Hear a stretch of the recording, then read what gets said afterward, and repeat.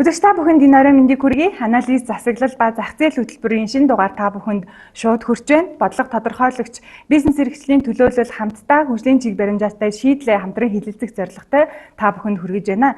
Тэгэхээр та бүхэнд бид хэвлэл мэдээллийн 6 хамтралыг бий болгон редакцийн бодлогыг хүндэтгсэн, ялангуяа тэнцвэртэй эрүүл сэтгүүл зүйн хөгжүүлэх чиглэлээр item за newsroom тэргүүтэй 6 редакцтай хамтран нэвтрүүлгийн зочдын байр сууриа илүү өргөн хүртээмжтэй хүргэхээр ажиллаж байгааг дуулгахад таатай байна. Ингээд та бүхэнд нэвтрүүлгийн зочдоо танилцуулъя. Өнөөдрийн дугаарт бид Монгол Улсын их хурлын хаврын чуулган эхэлсэнтэй холбоотойгоор хаврын чуулганаас хүлээлт, замун татварын хуулийн шинжилэл, эрчим хүчний реформ, төрийн хвшлийн хамтын ажиллагаа тэргүүтэй маш олон чухал асуудлаар ярилцахаар зочдтой ураад байна. Студид Улсын их хурлын гишүүн Зэнгүүн Хүрэлцэн ирээд байна. За мөн Голомт Asset Management үнцаасны компани төлөөлөл удирдах зөвлөлийн дарга, Монголын худалдаа аж үйлдвэрийн танхимд дэргэдэх бизнес эрхлэгч эмэгтэйчүүдийн зөвлөлийн удирдах зөвлөлийн гишүүн Болормай Захирал нарыг ураад байна. Та бүхэнд маш их баярлалаа. Цаг гарган студид маань хүрэлцэн ирж бас шууд хөтөлбөрөөр маань цаг үеийн асуудлаар байр суурь илэрхийлэхээр хүрэлцэн ирсэнд их баярлалаа.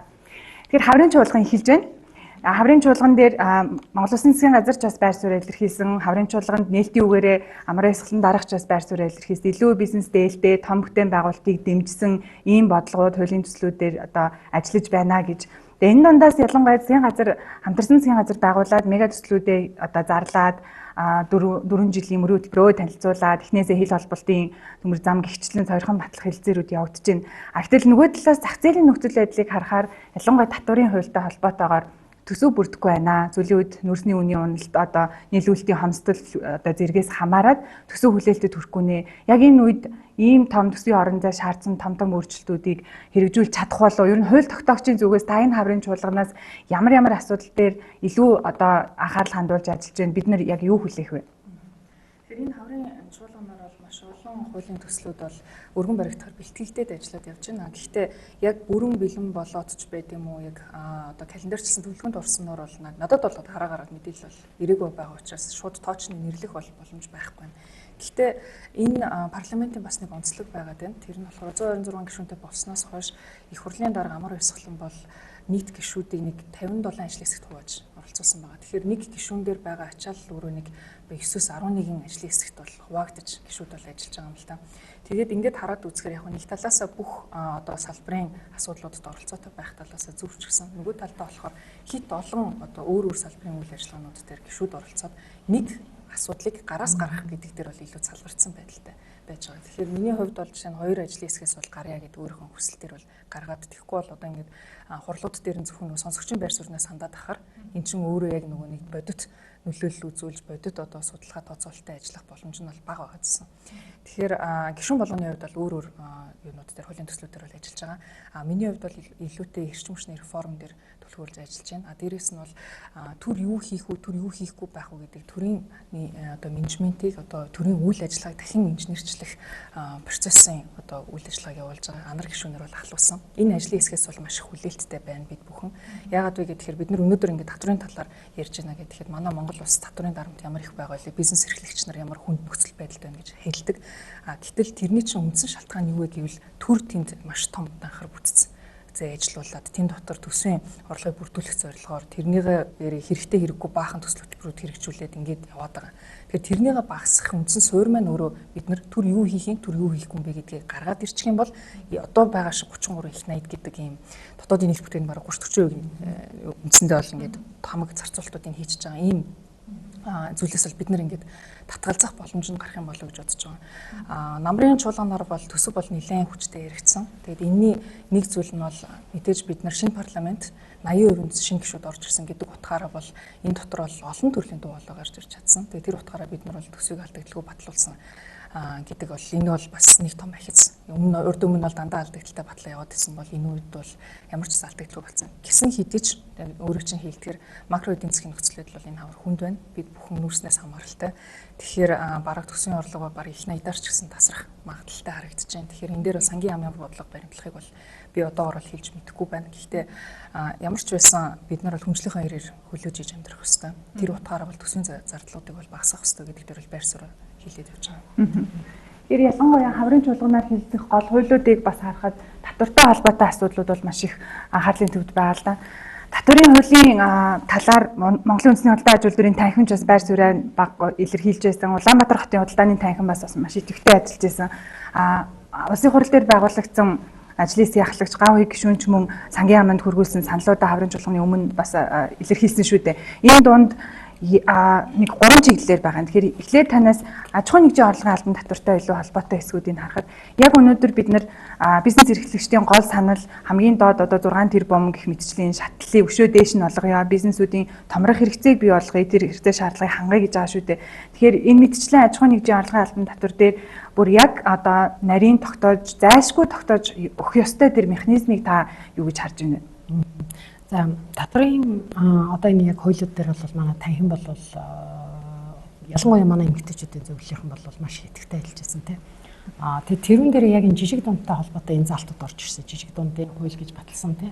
Өөрчлөлт ингээ батлахад тэр үед бол одоо энэ жижиг дундад байгаа маш багаар төвтөсөн байж байгаа. За хоёрдугаар татварынхаа нөгөө нэг тэр залтууд дээр жишээлх юм бол тэр бумаас бага байх юм бол шууд одоо 90% буцаа олголтон тэргээд ийм залтууд орж ирснээрээ нөгөө татварын өөрийнх нь одоо зохицолтоо ингээ алдагдчихад байгаа байхгүй. Гэтэл манай татвар бол өөрөө юунаас бүрдэж байгаа гэхээр бараг 80 төгрөг нь ердөө хэдхэн салбараас бүрддэг.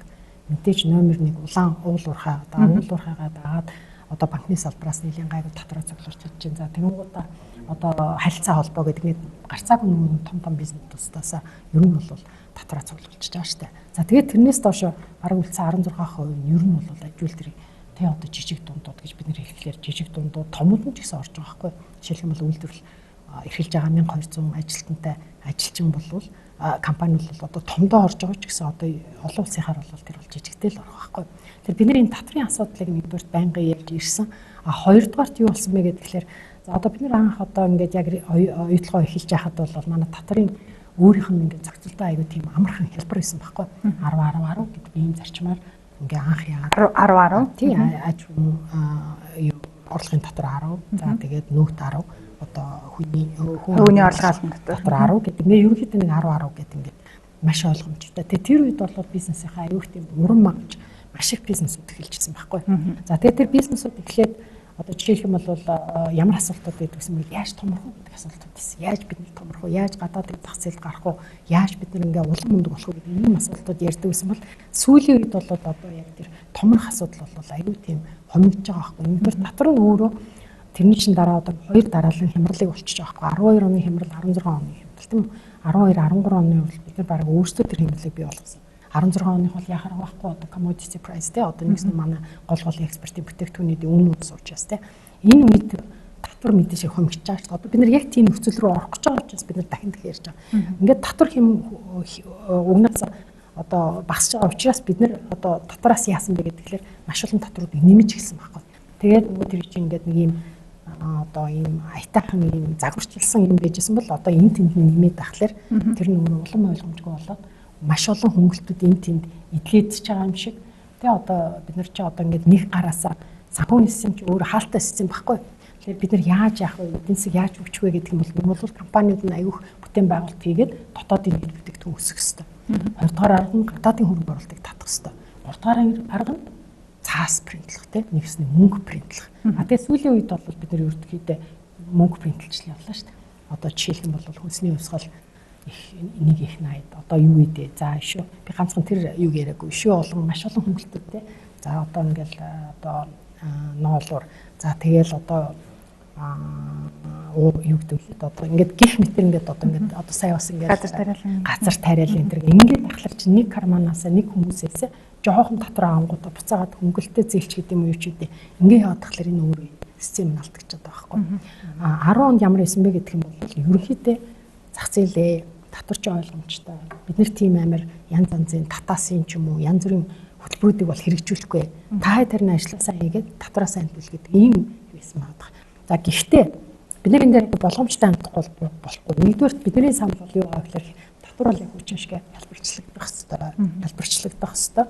Одоо болж өгөл буцаагаад 10 ч юм уу ямар нэгэн байдал тооцоол төр суурьсан байна. Тооцоол төр суурлахаас гадна сая цэвэн гişи хэллээ шүү дээ. Их найдаар алдагдах гэж байна гэдэг. Тэгэхээр бид нэр бүх юм нэг өдөр 10 болгож болохгүй шүү дээ. Тэгэхээр бид нэр тоосоо одоо эхлээд нүүдэр хөнгөлөж гэдэг юм уу, дараа нь аж ахуйн орлогоо хөнгөлөж гэдэг юм уу, энэ дээр яг тооцоол гаргаж ирээд аль нь төсөвт яг ингээд одоо энэ эдийн засаг хумигдах гэж байгаа энэ үед яаж нөлөөлөх юм гэдэг нөлөөллүүдээ гарч ирээд хэдэн жилээр дараалаад ингээд хялбарчлаа явах юм бол энэ өөрөө гадаадын хөрөнгө оруулалт татах, дотоодын бизнесүүд сэргэх, тэгээ гуравдугаарт бол ер нь одоо энэ аж ахуй ингээд нэгдснээр ажилчид олон болно.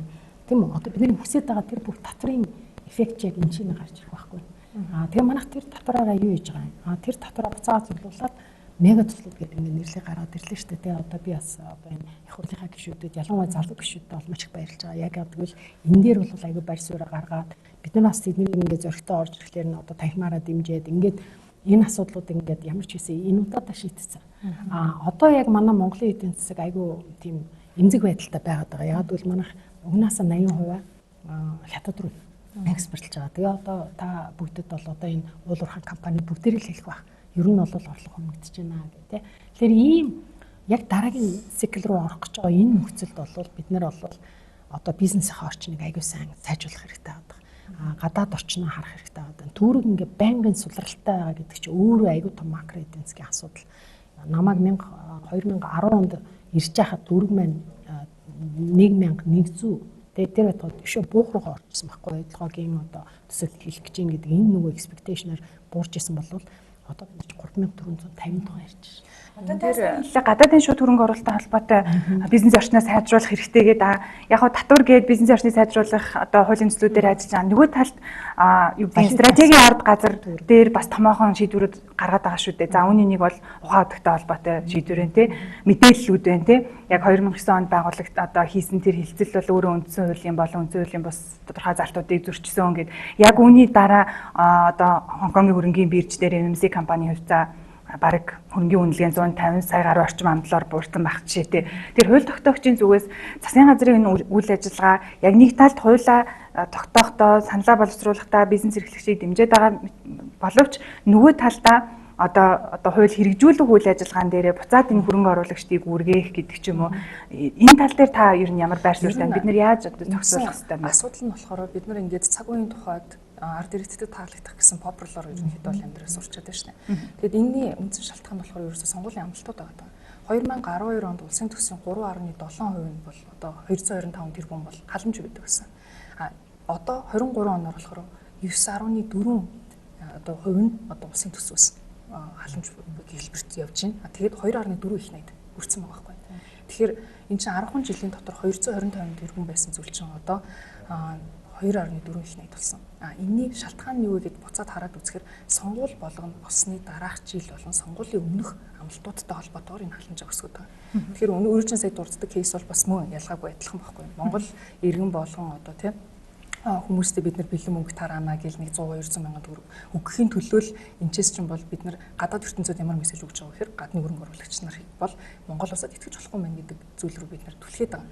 Тэгээд тэр нь өөрөө эдийн засаг дээр яаж нөлөө үзүүлж байна гэхээр бид нар халамжийн улс болчиход байна. Энэ зүйлийг бид нар өөрчлөхийн тулд бид нар хөдөлмөрлөдөг, хөдөлсмөрийн хэрээр үнэлүүлдэг, сайхан амьдрах боломжтой гэдэг мессежийг гаргаж өгөхгүй болохоор нөгөө талдаа яаж юм хэрэг залуучууд улс их орноосоо явж штэ. Бодит байдал нь бол юм. Тэгээд хараад үзэхээр манайх ерөөсөө нэг буурай хөгжилтэй одоо Венецуелийн хойноос явж байгаа л шийдвэрүүд гаргалт байна гэж би бол харж байгаа. Энэ дээр бол хүчтэй одоо эсрэг бодолтой байгаа. Би бас энэ дээр яг нэмээд хэлэхэд одоо 2010 онд ч ойлгоо эхлээл бид нэр одоо яг энийг л ярьжсэн шүү дээ. Тийм одоо энэ бол манайдаар ер нь бол их байгалийн баялагтай улсуудын хараал юм биш үү гэдэг ингэ ярьжсэн. За тэр үед бид нар юу ярьжсэн бэ гэвэл ухаантай орнууд яаж байгаа гэдэг юм. Швед ялгаа ахгүй тийм үү? Нарийг ялгаа ахгүй бас байгалийн баялаг дээр явж байгаа. Ер нь бол офшорын одоо нөгөө одоо газрын тос энэ төр дээр л одоо бас нэлийн их төсөн босч байгаа шүү дээ. Гэхдээ тэр мөнгө хаашаа зарчилж яана гэдэг нь өөрөө аягүй чухал байгаа байхгүй. Тэр мөнгийг бол тэд нар ерөнхийдөө бол одоо халамжид тараах биш. Тийм үү? Өөрийнхөө компаниудыг чадахжуулах, томруулах тий. Тэгээд хамгийн гол нь компаниуд гэж ярихлаар төрийн компаниуд ердөөч биш. Хувийнхаа биш одоо хувийн секторынхаа том компаниудыг дэмжиж байгаа шүү дээ. За одоо Сингапурыг авдаг үзье. Сингапур өөрөө бол тийм баялагын байгалийн баялаг байхгүй ч гэсэн яг хүний нөөцийн баялаг гэж маш их байгаа шүү дээ. Тэгээд тэр хүний нөөцөөр бий болгосон баялаг мөн ялгаа байхгүй тий. Одоо жишээлх юм бол нийгмийн халамжийн хамгааллын одоо нийгмийн юу гэдэг лээ даатгалын мөнгө хаашаа орж ийнэ гэхлээр одоо өөрийнх нь Синг Телеком тий эсвэл одоо Цамаскаар дамжаад илүү одоо бүтээн байгуулалт хийх ийм компаниудаараа дандаа хувийнхаа компаниудыг дэмжиж орж байгаа шүү дээ. А манайхан болохоор ингээд нэг ийм одоо ингээд өөрийнхөө компаниудыг дэмжихгүй болвол гадныхан яаж орж ирэх юм бэ гэдэг. Жишээлбэл баялагын санд хуримтлагдсан хөрөнгийг дахиад хувийн секторын хөрөнгийн удирдлагын менежментийн компани ашиглах боломжтой юу одоо гэдэг эргэлтэнд оруулаад тэр боломжтой. Тэгээ би тэр хуулийг бас харж ирсэн. За одоо энэ дээр ингээ харж ийн л да би одоо жишээлх юм бол энэ дээр юу лээ тэр нөгөө жижиг нөгөө зөрчлийн хууль. За тэгвэл энэ хууль дээр ингээд одоо гадныхныг оруулж ирнэ. Би өөрөө хөгжлийн банкны хуулийг бас гаргацаж байсан. Тэгээ тэр үедээ манайх ч одоо энийг одоо төрийн одоо нөлөөллөөс багасгахын тулд гадны тендерээр хийгээд Солонгосын одоо хөгжлийн банкн дээр орж ирж ирсэн шүү дээ. Гэхдээ энэ яагаад одоо аюул чухал болж эхэлж байгаа вэ гэдэг юм бол энэ зөрчлийн хууль гэдэг хууль чинь тэр үед байгаагүй байхгүй. Одоо ингээд хөгжлийн одоо бид нар яг сангийнхны хуулийг харж байхад энд орж ирсэн гадаадын asset management компани өөрөө ямар нэгэн алдаа гарах юм бол зөрчлийн хуулиар шийднэ гэж байгаа. За зөрчлийн шууд ингээд хуулийн уншихлаар манайд орж ирж ажиллах тийм гадаадын тийм эрсдлийг дагаад орж ирэх тийм компани байхгүй байгаа. Тэгэхээр одоо манай Монгол улс яаж байгаа вэ гэхээр хөрөнгө оруулалт оруулж ирэхгүй манайх зөвлөл үйлчилгээнүүд л авч байгаа. Мөн босгоход нь зөвлөх үйлчилгээнүүдийг үзүүлж байна. Тэ хэрэгцээгүй үед зөвлөх үйлчилгээ авч байна. Тэ тэр ингээд зөвлөхүүд л нэмэгдээд байгаа болохоос хөрөнгө оруулалт гэдэг байна.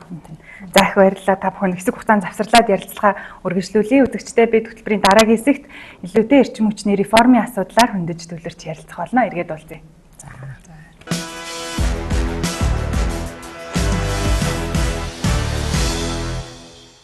Цахилгааны үн нэмэгдсэнтэй холбоотой асуудлууд үйлдвэрлэгчдэд хэрхэн тусч байгаа сурвалжлагыг хүлээн авч үзнэ үү? Эдгээр асуудлууд дотоодын үйлдвэрлэгчдэд ямар хүндрэл учруулж болзошгүйг Монконди жихрийн үйлдвэрээр жишээ татан сурвалжлаа. Үндэсний үйлдвэрлэгч Монкондигийн хувьд манай улсын чихрийн хэрэглээний 7 орчим хувийг хангадаг тэдний бүтээгдэхүүн хэрэглэгчид хүртэлх процесс зардлыг тухайлж үзье. Бүтээгдэхүүн хүртэх түүхийд худалдаа авах, гайлын татвар, үйлдвэрлэлийн процесс, ус, дулаан, цахилгаан, цалин, нийгмийн даатгалын шимтгэл, татвар, савлал, түгэлт, борлуулалт гэх мэт. Жилийн өмнөхтэй харьцуулахад үйл ажиллагааны зардал 47% өссөн байна. Энэ гол нь нөлөөлж байгаа зүйл нь эрчим хүчний үнийн нэмэгдэж байна.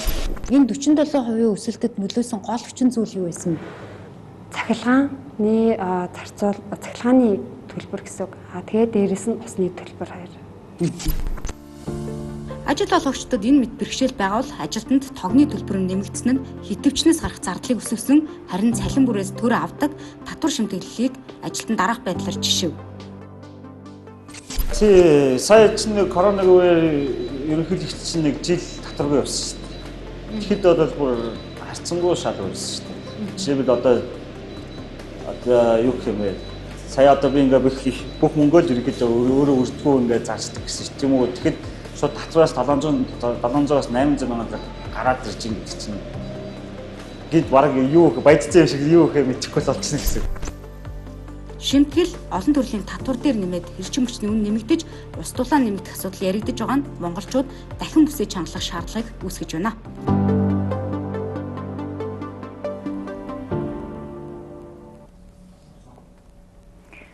Тэгэхээр та бүхэн Newsroom редакцийн сурвалжлагыг хүлээн авч үзлээ.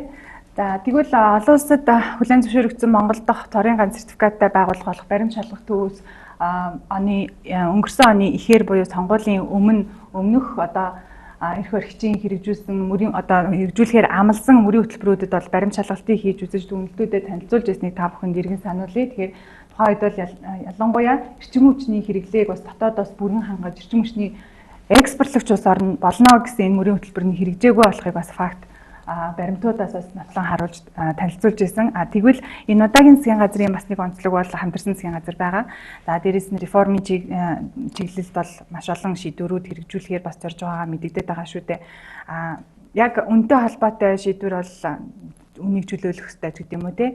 Үн өөрөө зах зээлд өөрөө шудраг тогтоох хэрэгтэй. Үнэтэй холбоотойгоор зайлшгүй нэмэгдэх хэрэгтэй гэдэг юм. Ийм байр сууриа хэлэхэд бол ялангуяа таны зүгээс бол нэлээд шүүмжлэлт авалж ирсэн шүү дээ. Үнээс гадна энэ реформын чиглэл бас өөр олон ажлууд төлөвлөд байсан. Одоо яг энэ үлцэн ажлуудаа хэрэгжүүлэхэд юу хэрэгтэй байна вэ? Механизмын хувьд, моделийн, загварын хувьд гэдэг ч юм уу. Тэгэхээр эрчим хүчний реформын ёс бол монголчууд бид бүхэн маш өндөр хүлээлттэй байгаа. Дээрээс нь засгийн газарч гэсэн энэ дээр ер нь номер 1 зорилтоо болгож явуулна гэж хэлсэн. Гэтэл ер нь цаг хугацаа өнгөрөөд одоо 11 сарын 1-нд үнэ тариф нэмэгдүүлсэний дараагаар би энийг бол чөлөөлөх гэж хэлэхгүй, энэ бол үнэ тариф нэмэгдүүлсэн. Энийний дараагаас ямар үйл явц болж харагдаж байна гэхээр бид нар өөрсдөө хууль эрхцэн орчин болон ер нь энэ салбарын загварчлалыг тодорхойлох дээрээ шийдвэр гаргагч нар маань нэгдсэн байр суурьнд хүрч чадахгүй байна гэж би харж байгаа. Яагаад вэ гэхээр энэ чинь намуудын үзлэрийн талууд бас өөр байгаа. Тэгэхээр миний харж байгаагаар бол эрх баригч нам бол энийг монопол шинжтэйд нь байлгахыг одоо эсвэлтгүйгээрээ хийгээд байгаа юм шиг санагдаад байна. Яагаад вэ гэхээр эрчим хүчний яамнаас бол бид нар маш удаан одоо загварчлаа тодорхойлж өгөөч. Бид нар энэ дээр ямар байдалтай байх юм. Энэ одоо алдагдaltaй ажиллаад байгаа төрийн өмч компаниудын менежмент засаглалыг яаж өөрчлөх юм бэ гэдгийг бол хэлээд байгаа. Энэ дээр бол одоо хүлээж байгаараа манай яамны мэрэгчлэнүүд дотор ингэж ажиллаж байгаа л гэсэн байр суурийг бол одоогийн байдлаар л өгöd явж байна. Ерөнхийдөө бол нэг зүйлийг бас бид нар бодох хэрэгтэй нь бол энэ эрчим хүчний салбарыг бид нар цаашдаа яаж харах юм бэ гэдэг тэр нэг үндсэн бүтцийг шал өөрөөр тодорхойлох шаардлагатай юм шиг харагдаж байгаа. Миний хувьд бол бид нар тархмал их мүсрлөө зайлшгүй шилжих шаардлагатай гэсэн бодлогыг баримталж байгаа. Энэ маань юу вэ гэхээр техник технологи өөр маш сайн хөгжчүүд байдаг. Тийм учраас айл хүртэл эрчим хүч үйлдвэрлэгч болж чадчихээн. Энэ утгаараа бид нар Монгол улс бол маш өргөн удам нутагтай. Тэгэхээр тухайн газарт нь тухайн хэрэглээнд нь хэрэгцээнд нь нийцсэн байдлаар жижиг станцуудыг бий болгоод тэндээсээ хэрэглээгээ гаргадаг. Нэг талдаа хүмүүс эрчим хүч ярихаар зөвхөн станц бариад болчих юм шиг бодооддаг. Нөгөө талдаа дамжуулах түгээх гэдэг хоёр том функц байгаа. Энийг одоогоор гурвангийн төр удирдах байгаа. Буюу ямар ч ташигт ажиллагаа гэдэг зүйл ярихдаггүй. Дээрээс нь инновац техник технологи сайжруулалт явагдахгүй. Эрчим хүчний реформ амжилттай явагдсан улсуудын түүхийг судлаад үзэхээр бид нэр түгээх талаас эхлэх зайлшгүй шаардлагатай. Тэр түгээх тал гэдэг нь болохоор айл болгон руу орж ирж байгаа. Тэр одоо хэрэглээг нь хянаж болох боломжтой. Хэрвээ үн тариф өөрчлөгдөж байгаа юм бол иргэн би хэдийн эрх хэмжээний цагтлагаа яг одоо хэрэгжилж байгаа юм гэдгийг хардаг байх хэрэгтэй. Тэрийг өөрөө зохицуулах эрх нь байх хэрэгтэй. Тэгэхээр бид нар энэ түгээх салбарт байгаа автоматжуулалтыг яаралтай хийгээд эрчим хүчний хэмнэлтийг бий болгох боломжийг гаргаж ирэх хэрэгтэй. Хэрвээ бид нар автоматжуулалттай болоод ирэх юм бол 20-30% хэмнэлтийг иргэн өөрөө хийх боломж нь нэгдээд ирэх боломжтой. Тэгэхээр энэ талаас нь бид нар харж явах ёстой бөгөөд одоо нөгөө талаас нь энэ нэг төрийн өмч компаниудыг бид нар маш хурдтайгаар одоо менежментийн хувьчлал хийгээд тэгээд дээрээс нь болохоор үнэхээр төрд зайшгүй байх ёстой функцүүд дээр нь бид нар нээлттэй засаглалтай болгох шаардлагатай байгаа. Тэгж чадахгүй учраас л энэ салбар маань бол одоо хамгийн хойно орхигдсон социализмаар байгаа салбар байгаа юм л та. Тэгэхээр эрчим хүчний реформ дээр бас нэг зүйлийг ойрын үед бас хүмүүс маш ихээр ярьж байгаа зүйл бол 30%-аар үн тариф нэмэгдүүлнэ гэж хэлсэн боловч бодит амьдрал дээр 75%, 79% болчлоо гэдэг энэ байдал зүйл байгаа. Нэг сарын үед ч одоо надлуу маш олон иргэд одоо нуур бухимдлаа илэрхийлээд чи үн чөлөөлөх ёстой эрчим хүчний реформ гэж ярьснаас болж хэд дахин нэмэгдээд байна штэ. Энэ яаж байгаа юм бэ гэдэг. Тэгэд иргэдээс ирсэн санал гомдлын дагуу би цахилгаан түгээх эрчим хүчний зохицуулах хорон дээр ажиллаж үзсэн. Энэ дээр гарсан асуудал нь юу байсан бэ гэхээр сая бид нар татврын бодлого ярьжсэн. Яг тэрнтэй адилханаар шатлсан тариф гаргасан байна. Тэр хэрэглээ өсөхийн хэрээр тэндээс өндөр дүнтэй болгож өгсөн. Эндээс ямар асуудал үүсэж байна вэ гэхээр тухайн үед төсөөлж өснөр бол одоо цахилгаан халаалтаар шийдсэн одоо баян том хаустай баян хүмүүсүүдээс л өндөр тариф авчих юм байна. Бага хэрэглээтэй жижиг айлуудаас бол бага төлбөр аваад байж болох юм байна гэж тооцож байсан боловч бодит амьдрал дээр 1 сар 2 сарын байдлаар 60 мянган гэр оролт амьдардаг Монгол гэрт байгаа 60-аас доош метр квадратт байгаа айлууд хүртэл нэрвэгдсэн байхгүй. Энэ бол өөрөө тооцооллын буруу байсан. Энийг тухайн үед нь би эрчим хүчний зохицуулах хорон ийм алдаа гаргаж болохгүй гэдээ бол хилээд явсан л та. Тэн дээр бол албан бичгүүдээр бол хөргүүлээд явсан. Үүний үр дүнд 2 сарын сүүлээр бол засгийн хуралдаанаар ороод шөнийн тариф буюу одоо шөнийн хөнгөлөлтөй тарифыг бол 1 цагаар хүртсах байдлаар зохицуултыг хийгээд эндээс бол нэг 40 тэрбум төгрөгийг бол эрчим хүчний сайдын багцаас гаргасан гэж би санаж байна. Иймэрхүү байдлаар засаг дээр бол зохицуултууд хийгдсэн. Эндээс дүнгээс нь юу харах вэ гэхээр ер нь бид нар энийг шатлсан тариф гэдэг зүйлийг харах хэрэгтэй юм л да. Хүн хэрэглээгээ ихсгэхээр энийг өндөр дүнтэй болгоод идэг. Хүн компани томруулаад одоо сайн ашиг орлого олоод ирэх юм бол өндөр татвартай болчдөг. Яг адилхан байхгүй. Концепцийн үед бол энэ яг адилхан байхгүй. Ингээд ирэхээр яаж юм гэхээр хэрвээ би хэрэглээ ихтэй байгаад ах юм бол цахилгааны хувьд бол би тоолороо 2 болгочих байхгүй. Хуваагаал гаргачихна. Хэрвээ манай компани бас өндөр 6 тэрбумаас дээш орлоготой болоод ирэх юм бол би 2 компани болгоод хуваачих байхгүй. Татвараа багасгахын тулд ингээд ирэхээр айлч утгаараа хөгжил явагддаг. Эрчим хүчний салбарт нь бол одоо уг нь бол эрчим хүчийг улам илүү хэрэглээд бид нар өрсөлдөөнд болгоод ингээд улам одоо шүн онгоц нисгээд харахад манай Монгол улс бол ингээд гэрэлтэй харагдаж байгаа хэрэгтэй шүү дээ. Гэтэл Хойд Солонгос одоо Өмнөд Солонгос хоёрын шөнийн зургийг харьцуулаад хараад үзэхээр ямар байдг вэ? Өмнөд Солонгос бол ингээд бөөн гэрэлнүүд болчихсон тийм тэнд бол ингээд ажилтурчсан. Дээрээс нь эдийн засгийн өсөлттэй газар бол гэрэлтэй гэдэг. Хойд Солонгос бол байхгүй. Яг тэрнтэй адилхан байдал руу бид нарыг шахаж байгаа байхгүй. Тэгээд сая бас нэг аж ахуйн нэгжүүдэд энэ одоо эрчим хүчний бодлого маань одоо энэ тарифын бодлого яаж нөлөөлж байгаа гэд юу гарах шиг боллоо тийм. Эндээс хараад үзэхэд манай Монгол улсад л ганц бизнесийнхэн өндөр одоо нөгөө аж ахуйн нэгжүүд нь өндөр тарифтай цахилгааны юунууд нь аж ахуйн айл өрхөх нь болохоор бага тарифтай байдаг. Энэ уруу хамааралтай. Манай улс чинь нийтээрээ ярихаараа бид нар бизнесийнхнийгаа дэмжин ашиг орлоготой байж иж манай улс хөгжнө гэж ярьдаг хэрнээ бодит явуулж байгаа бодлого нь болохоор эсрэг хэрэг. Яагаад вэ гэхээр миний нөгөө яриад байдаг популяр руу орчдөг. Бид нэр ард иргэдтэй таалагдахгүй болохгүй, ард иргэдэд зөв харагдахгүй болохгүй гэдэг. Гэтэл яг үнэндээ бол нэг өрх гэрийн цахилгааны төлбөр төлөхөөс илүүтэй бид нар ажлын байруудыг бий болгох хэрэгтэй. Чадамжтай. Тэрийг хэн бий болгох вэ? Тэрийг төр бий болгох вэ? Бизнесийнхэн бий болгоно. Ингэж ирэхээр бизнес эрхлэх таатай орчныг бий болгох буюу суурь үн буюу энэ эрчим хүчний үн тарифч гэсэн цаад утгаараа бага байх хэрэгтэй. Бид нэр хэрэв бага ойлгож чадах юм бол ийшээ бизнесүүд орж ирэх боломжтой болно. Ажилтны хөгжин одоо бүх төрлийн бизнесүүд явах боломж нь бол бүрдэнэ. Энэ дээрээс найруулагчийг дэлгэцэнд Айтом редакцийн нийтлэлийг харуулаасаа гэж хүсэж байна. Өнөөдөр бас шинэхэн нийтлэл гарч ирсэн. Айтом редакцийн зүгээс бол бас олон улсын жишгийг хийх нь чухалчилсан байсан. За жишээлбэл Скандинавын орнууд ч гэдэг юм уу, эрчим хүчний салбарт бүр шал өөр шинжилэл хийгдэж, сэргээгдэх эрчим хүч, шинэ эрчим хүчний их үүсвэрийг бүрдүүлэхдээ тэгэхээр та бас загварчлал моделийн тухайд хөндлөө шүү дээ. Мэдээж энэ дээр том бүтээн байгуулалт явагдана. Сэргээгдэх эрчим хүч өөрөө өндөр, маш их өндөр өртөгтэй. Тэгэхээр яг энэ тохиолдолд гадны хөрөнгө оруулалтыг татаа төр хувийн хвшлийн хамтын ажиллагааг илүүтэй бий болгоод нийлүүлэлтийн энэ үйлдвэрлэл түгээлтгээ та бас дэм хэмжээний үе шаттай ийм өөрчлөлтийг хийх тухай дурдлаа шүү дээ. Энэ дээр нь төр хувийн хвшил хамтрах ямар боломж байдгийг энэ дээр одоо яг загварчлал талаасаа та юу гэж бодож байна? Мэргэсэн санхүүгийн шинжээж байв. Цэнгийн гишүүний одоо яг хэлсэн одоо саяны энэ комментууд дээр аюул чухал поинтууд гарч ирж байна л да. За нэгдүгээр болохоор шүү дээ. Одоо энэ манайх аюул том газар нутагтай шүү дээ. Тэгсэн мөртлөө яг сууршилтаараа болохоор аюул зөв хүмүүс амьдардаг. Тэр болгоныг нь шүү дээ одоо энэ төвлөрсөн ч байт юм уу эсвэл цэглэгаан станцаар шийдэх юм гэж боломжгүй.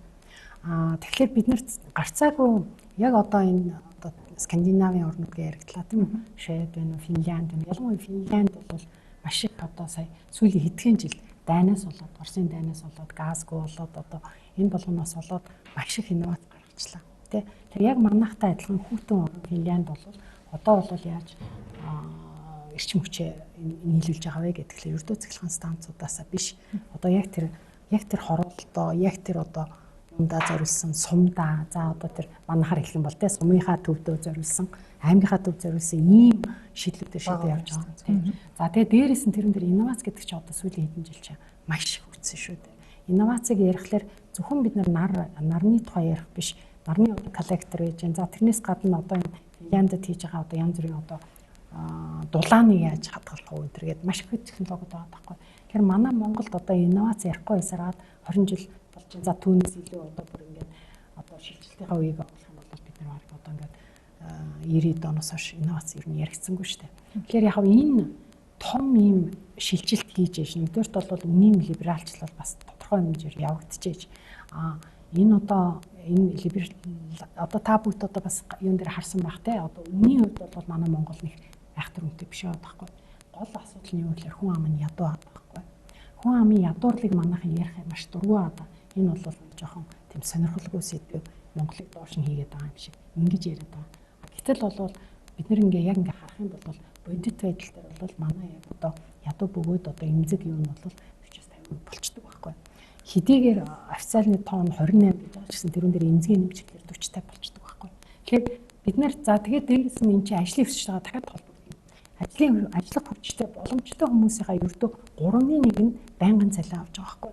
Тэгэхээр тэр хүмүүс байнгын цалин авахгүй одоо энэ тэнд ингээд юу төр зүрийн ажил хийгээд ингээ явж байгаа хүмүүс мэдээч хэрэг тэр цахилгааны юмд бол эмзэг байх нь аргагүй. Яг л угнаасаа өрхийн орлого бага байгаа учраас. Хоёрдугаар бид нар 14 мега төслөд яригч байгаа. Миний бодлоор Монголд бол эхний ээлжинд ганцхан л мега төсөл багс. ганцхан мега төсөл нь юу вэ гэдгээр гэр хороолгүй цөмөөрөө гэр хорооллынхаа шийдлийг зөв гаргая. Тэ? Өндөр байшин барих биш. Тэр бол яг үнэнгээ хэлэх юм бол өндөр байшин биш байхгүй. Гэр хорооллууд дээр яг Финляндийн ч юм уу эсвэл одоо яг Скандинавын орнуудын ийм нэг одоо инновацийг шингээсэн энэ өөрийнх нь ийм юунуудыг оруулж ирээд за тэгээд тэрүүндээ одоо өрхтөө ингээд одоо хажуудаа хөөрхөн пассив хаус хийсэн айл хажуудаа одоо суулартай ч юм уу одоо чингээ байж байгаа тэргийгээ илүү л гаргахлаараа бас нийлүүлчихдэг ч гэдэг юм уу. Тэ ийм байдлаар ингэж явж ижил бид нар ийм нийт согц юм. Ингэснээр хамгийн чухал үр дүн гарах байхгүй. Чухал үр дүн юу юм бэ гэхлээр Монголын ирээдүй эрүүл байх хэрэгтэй. Тийм үү? Бид нар өвчтөе хүүхдүүдийг төрүүлээд өвчтөе ээж нар байгаа. Энэ нөхцөлд одоо 10 жилийн дараа бид нар үнэхээр юу хийх юм бэ? Тийм үү? Юу ярих юм бэ? Гэдэг ийм аюу том одоо бид нар бол яг үнэнгээ хэлэхэд ирээдүйн одоо үеийнхэндээ яг манай одоо энэ бодлого баригчид парламентын засгийн газар маш том үүрэг хүлээж байгаа гэдгийг ойлгоод тэгээд тэрүүн дээр инновацийг илүү оруулж ирээд илүү тооцоон дээр яагаад илүү одоо сая энэ тооцооллынхаа загварчлуудыг аль болох хувийн сектороо оруулж ирж шийдэх ийм асуудлуудыг хийх юм бол бид нар одоо яг энэ дулааны асуудал ч гэдэг юм юуны асуудал ч гэдэг эднэрийнхээ бол баг одоо ярих боломжтой болох байх гэж байна. За хоёрдугаар талаар нөгөө хувь одоо төрийн хөгжлийн одоо жишээлх юм бол Японы аваад Японы бүх дулааны компаниуд нь хувийн компаниуд байгаа тийм. Тэгээд тэр хувийн компаниуд тэр том Японоос халиад одоо жишээлх юм бол BH-тэй жишээлх юм бол хамтраад одоо Англид одоо үйл ажиллагаа явуулах гэж байна тийм.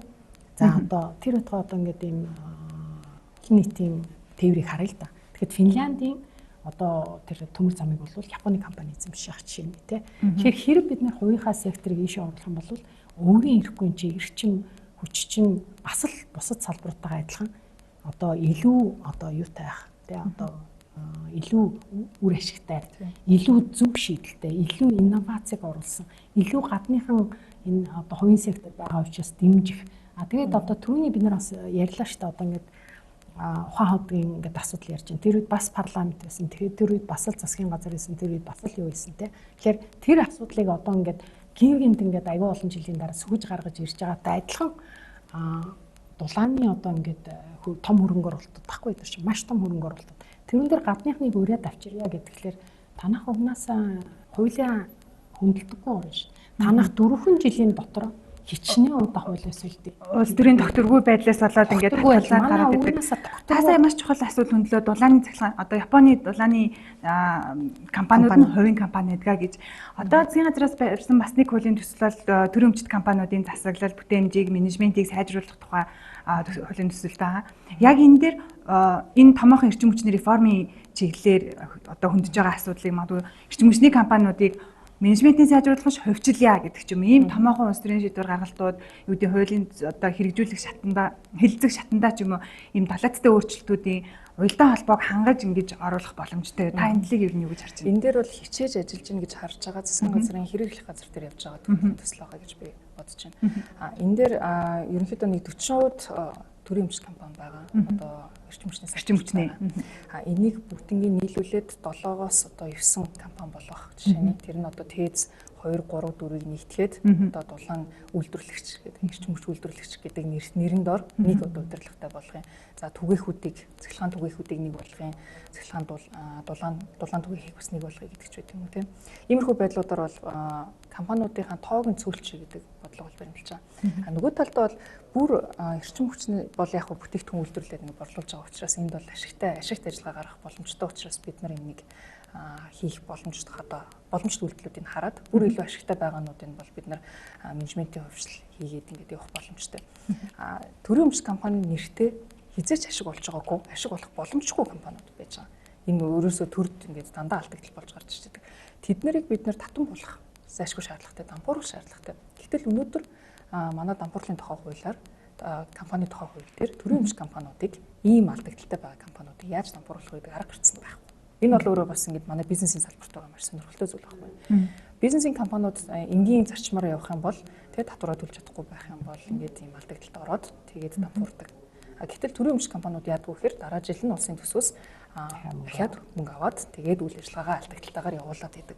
Энд байгаа төрийн өмчит компаниг ажиллуулж байгаа захирал нь хизээч тэрийг ашигтай ажиллуулъя гэж боддогчгүй бодох шаардлагач байхгүй. Ийм байдалтай юм л да. Тэгэхээр Тэгэхээр энэ хуулийн төсөл дээр бол бид нар энэ төрийн өмч компаниудын менежментийг сайжруулна гэдэг дээрээ нөгөө талдаа бид нар төрийн өмч компаниудыг татан болгох хэрэгтэй шүү дээ. Бид нар эдрийг байлгах шаардлагагүй. Түр юу хийхгүй гэдгийг айгүй бодох хэрэгтэй. Манай түр яагаад оёдлын үйлдвэр байгаа даа. Жишээ нь хийх шаардлагагүй зүйлүүд шүү дээ. Манай түр яагаад гуанц ажиллуулад байгаа. Энд чинь ямар шаардлагагүй зүйлүүд байгаа байхгүй. Тэгэхээр энэ зүйлүүд дээр бид нар хуулиргдсан орчинд боломжуудыг гаргаж өгөөд энэ нэг юм хизээч төрийн өмч компани одоо алга болж байгаагүй юм билээ шүү дээ. Байгууллага гэдэг хэрнээ буцааж татан буугдаж явдаггүй. Ийм сонин зүй тогтолтой байгаа. Бүртгэлэмж байгаад байдаг. Хөрөнгөнж байгаад. Бид нар энийг бол зайлшгүй зэгслэх шаардлагатай. Тэгжээж үнэхээр манайх одоо нэг чөлөөт эдийн засгт улс гэж өөрсдөө нэрлэмээр байд юм бол энэ буцаагаад энэ төрийн өмч компаниуд дээр бол бид нар тодорхой хэмжээний маш том реформ хийх шаардлагатай. За их баярлалаа. Энэ ганц юм нэмэт хэлчихвэл гэж бодогдлоо л да. За яг энэ бүгдээр ингээ айгу чухал боловч за бид нар одоо яг ингээд сэрэгчим хүчимч гэдэг юм эсвэл одоо тархмал одоо тий жижиг оранж гэдэг юм. За эсвэл одоо эднэрийг хувийн компани болгоё гэхэлэр манай дээр яг хүний нөөцийн асуудлууд маш урцаар тавьж байгаа шүү дээ. Тэгэхээр энэ салбарт төрийнхнийхөө болон тий бодлого баригчдаа болон яг тийч ажиллаж байгаа тэр салбарын яг яаж одоо инновацтай болох вэ? Яаж ур чадрын сайжруулах вэ? Тэгээ ийм аюу том одоо soft infrastructure гэж хэлдэг бүгд зөвлөн одоо бид бүтцийн асуудлууд дандаа орхигддог учраас бид нэг хууль гаргасан ч гэсэн тэр хуулийг хэрэгжүүлэх хүн байхгүй болчиход байгаа юм тийм. Тэр ийм асуудлуудыг бас аюу зүйтэй бас ингэж гаргаж ирж тавих нь өөрөө зоригтой бас гаргаж ирэх нь аюу чухал байх л гэж бодож байна. За их баярлалаа. Энэ мэтчлэн маш олон бизнес дээлтэй шийдвэр гаргалтуудаас хаврын чуулганаар хийгдээсэй гэж хүлээж байгаа тэр үзэгчтэй туудахгүй хөтөлбөрөө үргэлжлүүлэх хэсэг хугацаанд завсарлаад бид хаврын чуулганаар хэлэлцэх бусад томоохон шийдвэр гаргалтууд за мөн цаг үеийн үйл явдлаар илүү дэлгэрэнгүй зочдтойгоо ярилцах болно.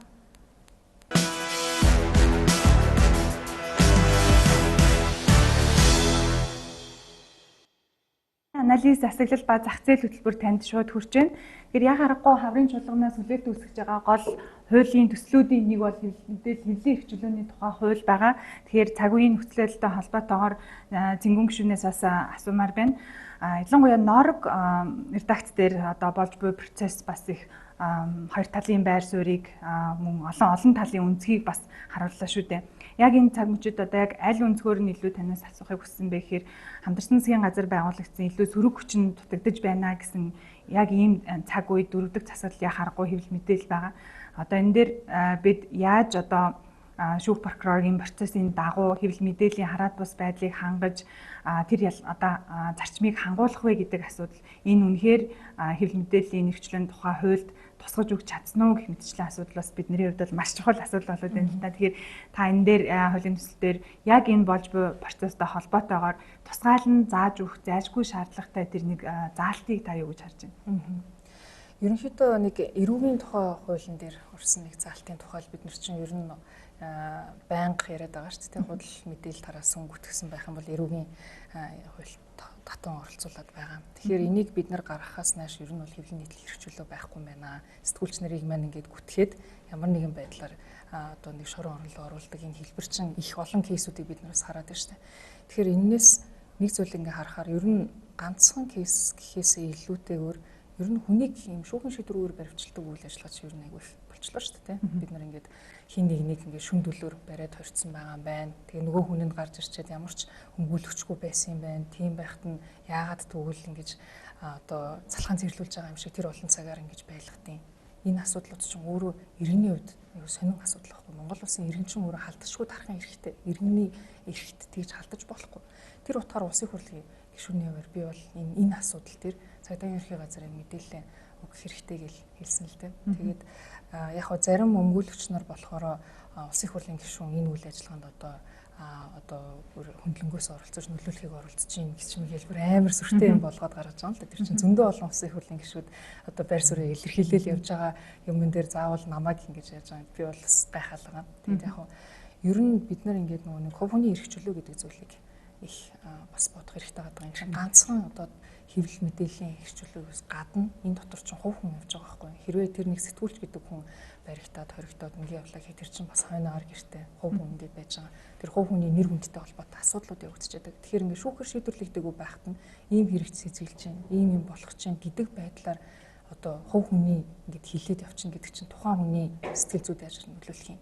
дээрээс нь тухайн хүний гэр бүл, найз нөхөд хамтран ажилладаг хүмүүсүүд дараа нь ирээдүйн карьерт нь ямар одоо нэг хор хөнөөлтөөр юм чинь учрах юм тий. Олон нийтэд ийм байдлаар бид нар ийм одоо баталгаагүй одоо зүйлүүдийг ингээд явуулаад ингээд ер нь өөрөө хэр ёс зүйтэй ингээд дээр би бол гайхаж байгаа. Тэгэхээр ер нь албаны хүмүүс маань бол албаны мэдээллүүдээ бол яг тодорхой болсон факттай юм дээр ярьж авах хэрэгтэй болов уу гэж бол бас бодож байгаа. Тэгээд их хурлын гишүүний хувьд бол бас яг олон нийтэд мэдээлж болох зүйлсүүдээ бас нээлттэйгээр мэдээлэлд явах хэрэгтэй гэж бол харж байгаа. Тэгээд яг энэ зүйл дээр ингээ харахаар бид нар ер нь нэг жоохон айдас тавцсан нийгэм болчлоо шүү дээ. Хин намайг яачих бол ингээд хэлчүүл яах вэ, ингээд хэлэхгүй бол яах вэ гэд. Тэгээд асуудлыг болохоор яг хуулийн одоо нэг зүйл заалт гаргалгаа биш сошиал дээр дэнсэлж шийдвэрлэдэг болсон. Тэгээд тэр нь болохоор хэд хоног ингээл нэг нэгнийхэн тал нөгөөгийнхэн тал болж ингэж явж хагаад нөгөө кейсүүдээ бүгдийг нь мартаад ингэ явчихдаг. Бас ийм нэг жишг өөрөө бас тогтцоод байгаа нь харамсалтай байна л да. Яг нэг юм хэлчихье гэж бодож байна. За жишээлх юм бол одоо бид нар ингээд хэвлэл эрхчлүүлээгүй байх нь бол яах вэ гэдэг асуудал байгаа шүү дээ. Тэгж ганцхан Монголын асуудал биш шүү дээ. Нэг сүмийн засгийн газрыг бол яг чөлөө твлэл гаргаж ирээл тэр засгийн газрыг унаа тэр одоо нэгс нь өөрөө ерөнхийлөгч өгч байсан. За өмнөд Солонгосын ерөнхийлөгчтэй бас л одоо ингээд чөлөө одоо хэвлэл байж ш тэр асуудал гарч ирээд ингээд өөр бас ажиллаа өгөөд зөндөө олон асуудал нь бас тэр ургаж гарч ирж байгаа шүү дээ. Тэгэхээр нийгэм өөрөө арчилсан байгаад бид бүгд өөрсдөө одоо амгалан тайван яг иргэнийхээ эрхийг эдлээд амьдрья гэдэг юм бол гарцаагүй хэвлэл заавал чөлөөтэй байх хэрэгтэй л доо. Тэр бид нар энэ дээр өөрсдөө аягүй хатуу байр суурьтай байх хэрэгтэй. Ямар ч байсан гэсэн Монгол улсыг бол Төв Азийн орнууд, бусад одоо хуучин соц орнууд одоо ганцхан Төв Азиарч тогтохгүйгээр тий биднийг бол ямар ч хэсэн гэсэн арчилсан байгаа ус улцсан арчлыг байгуулчлаа гэж бас тодорхой хэмжээгээр жишг гэж харж байгаа байхгүй. Тэгэхээр бид нар энээсээ ухраад нэгдүгээрт те хоёрдугаарт ингээд өөрсдөө тэр нийгмээс чуутай хайтаа салсан шүү дээ тийм үү. Одоо хуйлгүй нийгмээс одоо ингээд салах 37 оноос өмнө санаа те. Тэгэхээр ийм байдлаар ингээд явах юм бол энэ нийгэм маань өөрөө улам харанхуй болно. Улам одоо ирээдүй аягүй бүрхэг болно. Тэгэхээр эргэж гисэн энэ дээр аягүй тийм ухаантай байж те зөв талдаа гарч бид нар ингээд дуу хоолойгоо гаргаж чадахгүй бол энэ нийгэм нь хаашаа явах вэ гэдэг энэ асуудлаас дор асууж ах хэрэгтэй л гэж бодож байна. Засаг парламентын засаглалын тухайд бас хэдхэн хоногийн өмнө таны бас гишүүдтэй хамтран өргөн байрсан хуулийн төслөөс бас их сонирхол татж байна. Улсын хурлын хяналт шалгалтын тухай хууль мөн их хурлын дараа бас хууль тогтоомжийн тухай хуулинд өөрчлөлт оруулна гэдгээ мэдгдсэн шүү дээ. Тэр энэ парламентын засаглалын үед яг парламентын шийдвэр гаргалтад цөөнхийн дуу хоолойг хүргэгч байдаг юм уу? Энд ямар хэрэгцээ шаардлагууд яг ямар заалтууд оруулж байгаа учраас энэ хуулийн төслийг бас оруулсан бол та энэ дээр бас дэлгэрэнгүй тайлбарлаж өгөөч. Ерөнхийдөө бид нар энэ хяналт шалгалт гэдэг зүйлийг их дутууд улам хийгээд байгаа юм л да. Үндсэндээ бол одоо их хурлын сонсгол явагдаж байгаа. За сонсгол явагдаад нүүрсний улгааг бид нар ярьлаа тийм. Тэгээд ингээд тэг үр дүн юу болсон юм? Хойно ямар болж байгаа? Энэ процесс нь өөрөө ингээд дутууд улмыг орхигдчиход байгаа учраас цүнхэг бүлэг маань энийг одоо ахлаад явдаг байх хэрэгтэй юм. Дээрээс нь цүнхэг бүлэг маань бол энэ дээрээ илүү одоо анхаарлыг хандуулж дээрээс нь нийгэмдээ бодит байгаа асуудлуудыг ингэж түлхүү процессын дундаас нь хаягдуулахгүйгээр аваад явцдаг байх үүднээс ерөнхийдөө бол үндсэн шинжилгээ гаргаж байгаа. Тэгээ бас нөгөө талдаа засгийн газар дээр бас нэг сони юм бол хяналт шалгалт бас хийдэг тийм манай засагч өөрөө. Чин сангийн яамн дээр нэг сонин кейс байна. Ингээд бүх бизнесийн байгууллага компаниудаас болохоор ингээд татврын тайлан авч байгаа шүү дээ. Татврын тайлан авахтаа хамт санхүүгийн тайлан авч байгаа. Тэгээд сангийн яамд санхүүгийн тайлангаар юу хийж байгаа гэдэг айгүй сони асуулт байгаа байхгүй. Тэр яг юунд хэрэгтэй болоод ингэж аваад байгаа. Үнэхээр эн чинь санхүүгийн тайлан гэдэг дэр чинь бол одоо бизнесийн маш том нууцуд явж байгаа шүү дээ. Тэр чинь яаж менежментийг хийж байгаа тий. Эн чинь бол ингээ бүх анализаар ингээ бизнес статистик юм гаргаж авч болдог. Тэр эмзэг мэдээллийг манай сангийн яам авчдаг. Тэгээд бүр ингээ альбан бус мэдээллүүдээр гарахаар тэр нь бол ингээ бусад өрсөлдөгч компаниуд нь хүртэл олоод авчих боломжтойгоор ингээ явцдаг. Үнэхээр бид нар сангийн яам татварлах зорилготой байгаа бол татврын тайлангаал авах хэрэгтэй шүү дээ. Бизнес эрхлэгч байгууллагараас. Хэрвээ үнэхээр сангийн яам тэр санхүүгийн тайланг ашиглаж ямар нэгэн юм хийдэг хүн бол ямар функцид хийдэг нь ойлгомжгүй байгаа юм бол бид нар тэрийг авах болох хэрэгтэй байна. Бид нар бизнесийнхний тэр нууц одоо бизнесийнхний тэр одоо эмзэг мэдээлэл рүү халтаад ах юм шаардлагагүй. Буюу тэр чинь бизнес болгонд чинь өөрийн гэсэн ноу хаа, өөрийн гэсэн менежментийн арга барил байж байгаа. Тэр нь бол тухайн бизнес яаж өөртөө ашигтай ажиллаж байгаа яаж байгаа гэдэг нь тусдаа ингээ харагдаж штэ. Тэгээд хараад үзэхээр улсад хамгийн чухал юм татвар төлсөн юм бол гэдэг асуудал нь байж байгаа тийм. Тэгэхээр ингээд энэ зүйлийн мэт зүйлүүдээс харахад ер нь засгийн газарч гэсэн маш хэрэггүй хяналт шалгалтын үйл ажиллагааг одоо ялангуяа бизнесийнхэн л их оруулдаг. Тэгээд тэрийг болохоор хянд шалгаж гин гэдэг нэртэй боловч эцэс төгсгөлдөө энэ үр авилгал болж хувирдаг. Тэр энийг бас бид нар өөрчлөх зайлшгүй шаардлага байгаа юм л та. Энэ дээр бол ингээд манай улсад 900 гаруй хууль хэрэгжиж байгаа дотор бүр ингээд хуулиасаа давсан журмнууд зохицуултууд ингээд яамдууд өөрсдөө дур мэдээд гаргачихсан байдаг. Тэгээд тэр нь хин дээр ирж асуудал болж байна. Тэгэхээр яг манай бизнес эрхлэгч нар яг иргэн дээр буцаад ирчихэж байгаа байхгүй. Тэгэхээр энийг бид нар бас нэг цэгцэнд нь оруулж явахгүй бол нэг л их хянаж шалгасан гэдэг нэртэй хүмүүс байгаад байдаг. Гэтэл бодит байдал дээр энэ чинь өөрөө яг өөрчлөлтүүд гарч байгаа юм. Бид нар ингээд маш олон одоо тайлангуудыг хүлээж авч байгаа. Саяхан хамгийн сүүлийн 7 хоногт тэгэхэд 21-ээс 25 оны засгийн газрын үйл ажиллагааны тайлан. Аудитын газраас үндэсний аудит хийсэн газраас өглөө. За энэ дээр бол маш хангалтгүй гэсэн дүгнэлтүүд ингээд өгсөн байна. Тэгээд бид нарт чинь одоо бүр ингээд бодитоогоор нь одоо аудитоос ирсэн тайлан байж хаад тэр тайланг яаж тэгвэл буцаагаад сайжруулах үйл ажиллагаа, сайжруулах төлөвлөгөө хийсэн юм уу, хийгээгүй юм уу те. 26 оны үдээд бид нар ингээ яриа суужиж болохгүй байхгүй. Тэгэхээр энэ процессыг л бид нар илүү сайн чангатгах шаардлагатай харагдаад байна. Одоо нэг follow up гэдэг байдлаас нь бол илүү тэр хяналт шалгалтын тухай хуульд эргээд хариуцлага хүлээлгэх гэдэг юм үүрэг чиглэл өгөх үүрэг чиглэлтийг илүү тодорхойлох тийм. Тэгэхээр нэвтрүүлгийн маань цаг дуусч байна. Төгсгөлд нь маш тавчхан асуухад худлаа үйлдвэрийн танхим дээр бизнес эрхлэгч эмэгтэйчүүд маань одоо хууль тогтоох үйл ажиллагаанд саналаа хэлэлцэж хийж чадчихээн. Энэ бизнесийн одоо орчны хууль тогтоомжууд, засаглал гэх мэтчлэн хамгийн танд уриалахыг хүсэж байгаа гол чухал үнцэг юу байна? За одоо бид нар маш тавчхан хариулахад бол бизнесийн орчийг сайжруулна гэдэг бол өөр аягүй цогц асуудал байгаа. За нэгдүгээрт хуулиас эхэлж байгаа. Хууль нь өөрөө дутуу гарч байгаа учраас ер нь бол журам дагалт гэж гарч ирэхтэй давж гарч ирж байгаа. Тэр одоо тухайн яам журмаа илүү гарах гэсэндээ биш, хамгийн гол нь хууль нь өөрөө хэрэгжихгүй үйл гарч ирээд байгаа байхгүй. За тэгэхээр энэ хууль хийх процесстай нэгдүгээр бизнесийн оролцуулахгүй бол хэрэгжихгүй үйл гарч ирж байгаа учраас журам хуулиар зөрчилдөд байгаа. Хоёрдугаар татврынхаа өвчнийг бид нэр одоо сайжруулж ийж одоо бусад бүх асуудлуудаа шийдэх юм аа. Хувийн сектор өөрөө хөгжиж ийж одоо хүчтэй болж ийж энэ улсын эдийн засаг одоо улс орн маань хөгжих юм аа тий. Тэгээ энэ бол өөрөө аягүй чухал аа. За 3 дугаарт болохоор манай одоо энэ циклүүд хэтэрхий богинохон байна. 4 жилийн одоо сонгуультай эхний жил нь засгийн газраа байгуулдаг, сүүлийнх нь жил нь дараагийнхаа сонгуульд ордог. Тэгэхээр Монгол улс ердөө 2 жил ажиллаж байгаа байхгүй. Тэгээ тэр хооронд тэр 2 жилд нь бишээ хуулиудын өөрчлөлт хамгийн минь өөрчлөлт болохоор ямар ч одоо бүтээн байгуулалт явахгүй байна. Бусад орнуудыг хараад бид нар одоо маш удаан хугацааны төлөвлөгөөгөө боловсруулах эцсийн дүнд Монгол улс ганцхан учраас цөмөрөө бид нар яг ямар улс болох гэдэг тэр зорилгоо тодорхойлоод тэрнийхээ төлөө засгийн газар нь, их хурлын гишүүд нь, хувийн сектор нь хамтдаа зүсгдэг байх хэрэгтэй. Тэгээ энүүндээ хувийн секторын оролцоог маш их одоо идэвхтэй оролцуулах хэрэгтэй. За тэгжээж энэ хуульчин зөв гарна, журамчин зөв гарна, хэрэгжилтэн зөв болно. За их баярлалаа та бүхэнд. Тэгэхээр хууль тогтоогч бизнес эрхлэгчид илүү нэгт хамтын ажиллагаатай байж илүү иргэдэд олон нийтэд ээлтэй юм шийдвэрүүдийг гаргаж байгаасаа гэж хүсэж байна. Цаг гарган оролцсон та бүхэнд маш их баярлалаа. Үзэгчтэй анализ, засаглал ба зах зээл хөтөлбөрийн энэ дугаарын түрээд өндөрлөж байна. Бид хэвлэл мэдээллийн 6 редакцтай хамт та бүхний мэдих эрхийг хангаж илүү хүртээмжтэй байдлаар хүрэхийг зорж байна. Дараагийн дугаараар эргээд уулзъя. За маш их баярлалаа.